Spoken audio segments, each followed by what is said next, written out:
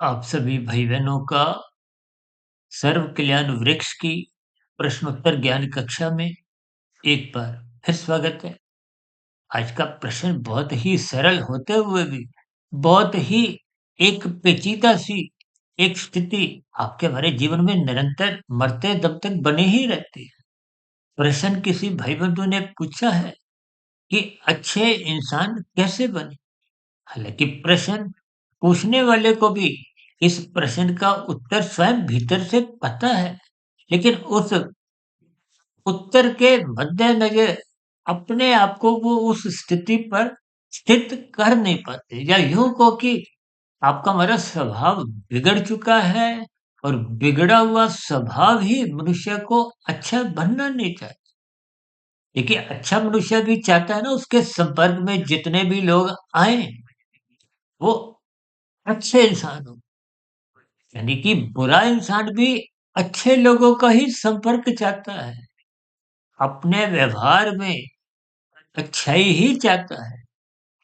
देखिए, कोई बिगड़ा हुआ मनुष्य भी कभी भी अपने बच्चों को बिगाड़ नहीं चाहता, बुरे रास्ते पर उनको चलने को कभी भी प्रेरित नहीं करता। ये बहुत ही साधारण स्थितियां हैं, क्योंकि आप और हम सभी भाई बहन, देखिए, आत्मा तो सबकी ही समान गुण वाली है। आत्मा को तो पहले ही बोध है कि अच्छाई बुराई क्या है। अच्छा तो सभी बनना चाहते हैं, अच्छाई में ही आपका हमारा जीवन सुख में बीतता है, और कोई मनुष्य दुखी तो रहना नहीं चाहता। देखिए, 3 प्रकार के मनुष्य हैं, तामसी, राजसी और सात्विक। ये शास्त्र स्पष्ट शब्दों में कहते हैं सत्वगुण की प्रशंसा करो। देखिए, समाज में अच्छे मनुष्यों की ही प्रशंसा होती है ना। तो अच्छे मनुष्यों का मतलब आप सात्विक बनो। अब सात्विक मनुष्य तो वही है ना जो अपने कर्तव्य कर्मों का पालन करता है, धर्म मार्ग पर चलता है, शास्त्र विहित कर्म करता है, कानून का भी पालन करता है। और दूसरी ओर राजसी मनुष्य है, देखिए, वो समाज के प्रति उतना अपनी जिम्मेदारी समझता नहीं है। उसके पीछे का कारण क्या है? एक संसारी मनुष्य की स्वयं के विषय भोगों में ही रुचि होती है, और स्वयं के विषय भोगों की रुचि के साथ साथ उसकी अधिक से अधिक पारिवारिक स्तर पर सुख सुविधा के साधन मिलते रहे, यानी कि परिवार तक ही उसकी एक विशेष रुचि बनी रहती है। आज इस संसार में कुछ ऐसी ही स्थितियां आपके हमारे घरों में भी देखने को मिलती है, और यही राजसी स्थितियां मनुष्य को देर सवेर तमोगुण में गिराती है। देखिए, ये गुणों का खेल बहुत ही सरल है यदि समझ में आ जाए। यदि ये 3 गुणों का खेल समझ नहीं आए, तो फिर ये जीवन ही एक पहेली बना रहता है। कभी राजसी स्थितियाँ जीवन में आती हैं, कभी तामसी स्थितियाँ। अब तामसी स्थितियाँ, बुराई की स्थितियाँ तो जीवन में तभी आती हैं ना जब आपका रजोगुण बिगड़ता है, भोग विषय बिगड़ते हैं। यानी कि भोग विषयों की प्राप्ति के लिए मनुष्य पुरुषार्थ नहीं करता, छोटे रास्तों का इस्तेमाल करता है। अब छोटे रास्तों का इस्तेमाल करते हुए मनुष्य कानून का भी उल्लंघन करता है। अब देखिए ना, हम अक्सर अपनी चर्चा में बार-बार कहते हैं लाल बत्ती पे अवश्य रुको, यातायात के नियमों का पालन करो। जो कानून कायदे सरकार द्वारा सरकारी आदेश है उनका पालन करो। ये आपकी हमारी एक ज़िम्मेदारी है। समाज में सुख शांति के वातावरण में ही हमको आपको देखिए एक प्रसन्नता होती है। आज देखिए ना, जब कोई दंगा फसाद कुछ ऐसी स्थितियां होती हैं, तो दुखी कौन होता है? दंगा फसाद करने वाले भी देखिए दुखी होते हैं। जिन लोगों का एक साधारण जीवन होता है उनका जीवन भी अस्त व्यस्त होता है, और दंगा करने वाले, कानून को तोड़ने वाले सरकारी संपत्ति का भी नुकसान करते हैं। और सरकारी संपत्ति देखिए वो आपकी हमारी ही है, इस बात को वो महसूस नहीं करते, मानते ही नहीं। क्यों? क्योंकि अज्ञानता में जी रहे हैं, और अज्ञानता का मतलब अंधकार में जीवन है। इन सभी स्थितियों का मतलब क्या है? देखिए, बुरा करने वाले को बुरा करते समय भी पता होता है ये बुराई है, लेकिन फिर भी कि वो बुराई से बच नहीं पाता। इसके पीछे का ज्ञान विज्ञान हम देखिए लगभग प्रतिदिन समझाते आ रहे हैं कि आपके हमारे 3 शरीर हैं, स्थूल शरीर, सूक्ष्म शरीर, कारण शरीर।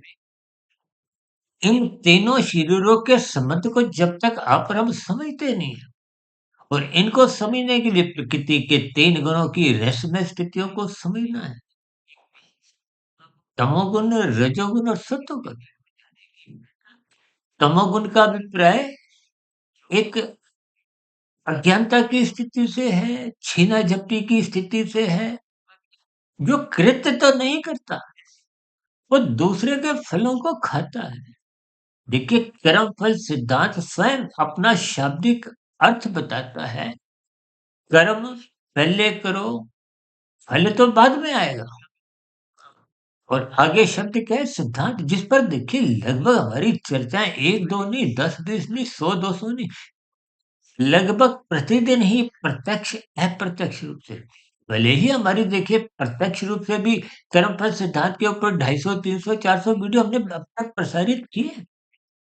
लेकिन इन सभी स्थितियों को देखिए आप और हम ज्ञान पूर्वक जब समझते नहीं है, और यदि समझ भी जाते हैं, तो जब कर्म करने की जिम्मेदारी निभाने की या अपने कर्तव्य पालन करने की स्थितियां होती हैं, उस समय फिर आप और हम गलती कर जाते हैं। इसके पीछे का ज्ञान विज्ञान आपको समझना है। देखिए, कारण शरीर में जैसा जैसा स्वभाव संस्कार बन जाता है, उस स्वभाव को आप और हम नजरअंदाज कर नहीं सकते। आपके बारे तो कर्म 90% लगभग स्वभाववश होते हैं। कानून की पकड़ आपका कारण शरीर पे नहीं है, आपके सूक्ष्म शरीर पे नहीं है, आपके स्थूल शरीर पे ही कानून के हाथ जाते हैं। आप स्थूल शरीर के स्तर पर यदि लाल बत्ती पे रुके हुए हो, तो कानून आपका कहीं भी कोई चालान नहीं काटता। अब मन के स्तर पर आपकी रुकने की इच्छा नहीं है, तो उस इच्छा ना होने का कोई चालान नहीं कटे। आज समाज में देखिए, जो अपराधी जो कानून का उल्लंघन करते हैं, अपराधी घोषित हो जाते हैं, जेल की सलाखों के पीछे पहुंच जाते हैं, लेकिन उनका व्यवहार नहीं बदलता। तो फिर वो जब अपनी सजा काट के बाहर आते हैं, तो फिर वो बुराई में लिप्त होते हैं। इसके पीछे का ज्ञान विज्ञान हमें समझना है। यानी कि मूल जड़ कारण शरीर है। एक कारण शरीर जैसा जैसा आप बनाते हो, तो स्थूल शरीर की मृत्यु के बाद फिर अगली जोनी का निर्धारण उस कारण शरीर के आधार पर होता है। आप भाई बहनों को हो सकता है ध्यान हो, हमने लगभग पौने 3 घंटे की जो वीडियो आज से 5 वर्ष पहले बनाई थी, मनुष्य के मरने के बाद का अगला जन्म। देखिए, कोई भी मनुष्य है, यदि पाप कर्म करता है, कानून का उल्लंघन करता है, यहाँ किसी अंश में यदि बच भी गया, परमात्मा के यहाँ प्रकृति की व्यवस्था में आज तक कोई भी मनुष्य बच नहीं पाया। यानी कि ये किए गए कानून के उल्लंघन कहो, पाप कर्म कहो, ये एक गैर जमानती वारंट के साथ ही अपना प्रभाव दिखाते हैं। यानी कि आप और हम किसी भी अंश में, देखिए कभी-कभी आप समाज में देखते हो ना, लोग दुखों को दूर करने के लिए कोई अंगूठी पहन रहा है, कोई माला, कोई जंत्र-मंत्र से कोई कई प्रकार के उपाय करते हैं। ये उपाय मात्र आपको नए कर्मों के प्रति सचेत करते हैं। आपको अच्छे इंसान बनाने के लिए प्रेरित कर सकते हैं। आपके पिछले किए गए पाप कर्मों का सुई की नोक के बराबर भी उनके जो एक फल है, उसको समाप्त कर ही नहीं सकते। क्योंकि ये नीचे की जो 80 लाख प्रकार की तामसी निंदनीय कष्टमय योनियां हैं, उन योनियों के जीव भी कभी ना कभी आपके हमारे समान मनुष्य योनि में ही थे। उन्होंने भी ये कर्मफल सिद्धांत की स्थितियों की अनदेखी की। जब अनदेखी आप और हम कर जाते हैं, लेकिन जब आप दूसरे के फल को खाओगे, छीनोगे, तो दंड तो भुगतना ही पड़ेगा। कि परमात्मा देखिए आनंद स्वरूप सत्ता भी है और परम दयालु है। परमात्मा ने नीचे की 80 लाख योनियों के सभी जीवों को क्रमशः अचेत रहता है। और पशु कम अचेत है, क्योंकि वो लगभग एक विकसित अधोगति की स्थितियों में ऊपर आ चुके हैं। अब पक्षी उनसे कम उनकी बुद्धि है, वो अधिक अचेत रखे हैं। कीड़े मकोड़े, कीट पतंगे, अब देखिए ना वनस्पति, पेड़ पौधे, ये तो चल फिर भी नहीं सकते। ये आपका हमारे जीवन का एक आहार भी है, क्योंकि इन सभी स्थितियों को आप जितना जितना क्रमबद्ध तरीके से समझोगे, तो निश्चित रूप से आप स्वयं भी सुखी रहोगे, आप दूसरों के लिए भी कभी भी प्रतिकूल परिस्थितियां, दुखदायी स्थितियां उत्पन्न ही नहीं करोगे। ऐसी परिस्थिति से पूर्व ही आपके मन के भीतर की घंटी कहो, बुद्धि का एक नियंत्रण को आपको रोक देगा। यानी कि बुराई के जीवन में कभी भी प्रवेश कर ही नहीं सकती। यदि आप इस कर्मफल सिद्धांत की स्थितियों को समझ जाते हो, तो आप अपने आप ही एक अच्छे इंसान बनने लगोगे। देखिए, इंसानियत बने रहना ही अच्छे इंसान की पहचान है। आपको अपने कर्तव्य कर्मों का पालन करना है। जब आप अपने लिए जो-जो अनुकूल परिस्थितियाँ चाहते हो, तो अपनी अनुकूल परिस्थितियाँ बनाने के लिए आप पुरुषार्थ करो। देखिए, धर्म, अर्थ, काम, मोक्ष, ये 4 पुरुषार्थ शास्त्रों में स्पष्ट शब्दों में समझाए गए हैं।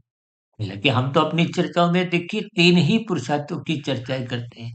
मोक्ष को पुरुषार्थ ना कह के हम लक्ष्य की एक रूप में उसको एक अपने व्याख्या में रखते हैं। देखिए, अर्थ, धन, पदार्थ, ये सब एक ही स्थिति है। अर्थ, धन उतना ही कमाएँ कि आपका भला स्वयं के स्थूल शरीर की आवश्यकताओं की पूर्ति हो, परिवार का लालन-पालन हो, समाज के प्रति जो आपकी एक ज़िम्मेदारियाँ हैं, प्रकृति के वातावरण, अन्य जीव-जंतुओं के प्रति भी कुछ आपकी हमारी एक दायित्व है, बस उनकी पूरी हो जाए। इन सभी स्थितियों के लिए यदि आप पुरुषार्थ करते हो, तो आपकी कामनाएँ एक मर्यादा में रहती हैं। तो फिर आप अपना अर्थ भी एक पागलपन की वृत्ति, देखिए आज मनुष्य है, 2 के 4 नहीं, 4 के 40 नहीं, 40 के 4,000 नहीं, 4 लाख नहीं, करोड़ों अरबों के लिए भाग-दौड़ करता है। और इसी भाग-दौड़ में ही उसकी ज्ञान की स्थितियाँ कमज़ोर हो जाती हैं। उस भाग-दौड़ में उसको ये कर्मफल सिद्धांत की जो एक बारीक स्थितियाँ हैं, सूक्ष्म स्थितियाँ हैं, उनको वो नज़रअंदाज करता जाता है। फलस्वरूप वो पाप कर्म करता है, कानून का उल्लंघन करता है। देखिए, लाभ के लिए तो शास्त्र भी मना नहीं करते, लोभ के लिए थोड़ा आगाह करते हैं, लोभ मत पालो। क्योंकि आज आप मन बुद्धि के स्तर पर लोभ पालोगे तो ये लोभ ही बिगड़ेगा, ये संग्रह वृत्ति में लगाएगा। लोभ एक राजसी स्थिति है, संग्रह वृत्ति एक तामसी स्थिति है। और तामसी स्थिति में घिरते ही कानून का उल्लंघन होता है, शास्त्र विरुद्ध पाप कर्म होते हैं। देखिए, भागवत पुराण की चर्चाएं तो प्रतिदिन भारत में सैकड़ों शहरों में होती है। और भागवत पुराण में तो स्पष्ट शब्दों में समझाया गया है कि दूत कीड़ा, मद्यपान, स्त्री संग, हिंसा और अनीतिगत कार्यों से दूर रहो, बचो। इनका संग होने मात्र से मनुष्य कब कितने पाप कर्म कर जाता है, मनुष्य को इसका बोध ही नहीं रहता। तो ये सभी स्थितियां आपका हमारा कर्माशय बिगाड़ती है, संस्कार बिगाड़ती है। तो बिगड़े हुए संस्कार फिर मन बुद्धि के स्तर पर वैसे ही फुरने जगाते हैं, धक्का देते हैं। स्थूल शरीर के स्तर पर फिर मन बुद्धि वो पाप कर्म करने को बाध्य कर देती है। आज बलात्कार जैसी स्थितियां, हत्या जैसी, चोरी डकैती, आजकल तो डिजिटल अपराध कितने बढ़ते जा रहे हैं। इन सभी स्थितियों से, बुराई से आपको हमें बचना है। और इनको बचने का जब आप प्रण ले लेते हो, तो आपका हमारा रजोगुण बिगड़ता नहीं है। जब रजोगुण नहीं बिगड़ता तो फिर मनुष्य तमोगुण में गिरता ही नहीं। और जब तमोगुण में नहीं गिरता तो बुराई उसके जीवन में प्रवेश कर ही नहीं सकती, और आप अच्छे इंसान ही बनते जाते हो, बनते जाते हो। ऐसी सात्विक शुभ स्थितियाँ हमारे जीवन में तभी बन पाती हैं, जब आप श्रद्धापूर्वक सत्संग करते हो। ब्रह्म मुहूर्त में उठते हो, अनुशासित जीवन जीते हो, गुरु के प्रवचनों को आदरपूर्वक सुनते हो, शास्त्रों का स्वाध्याय करते हो। ये सभी सात्विक स्थितियाँ ब्रह्म मुहूर्त में निरंतर उठने से अपने आप ही स्वभाव में बनने लगती हैं। तो रजोगुण बिगड़ता ही नहीं, तमोगुण में फिर मनुष्य गिरने का प्रश्न ही नहीं उठता। इन सभी स्थितियों को परमात्मा की प्रेरणा से, गुरुओं के आशीर्वाद से ब्रह्म मुहूर्त समय विशेष में कुछ विशेष मैंने प्रकाश डालने का प्रयास किया है। फिर भी कोई बात आपको समझ नहीं आई हो, आपके मन में कोई प्रश्न आपको परेशान कर रहा हो, कोई मेरी कही गई बातों पर आपके कोई मन में सुझाव आ रहा हो, या मेरी कही गई बातें आपको कुछ परेशान कर रही हो, कोई मन में शिकायत उत्पन्न हो रही हो, कोई आपकी मेरे शब्दों पे आपत्ति हो, किन्हीं भी परिस्थितियों में आपका कोई विरोध हो, तो आपके प्रश्नों का, सुझावों का और शिकायतों का नीचे दिए गए कमेंट्स बॉक्स पर सदा ही स्वागत है। और आपके मन में भी उठ रहे कोई प्रश्नों का इस प्रश्नोत्तर ज्ञान कक्षा में सदा ही स्वागत है। चर्चा विशेष को यहीं विराम देते हैं। आप सभी भाई बहनों का इस चर्चा विषय को ध्यानपूर्वक, धैर्यपूर्वक सुनने के लिए बहुत बहुत धन्यवाद।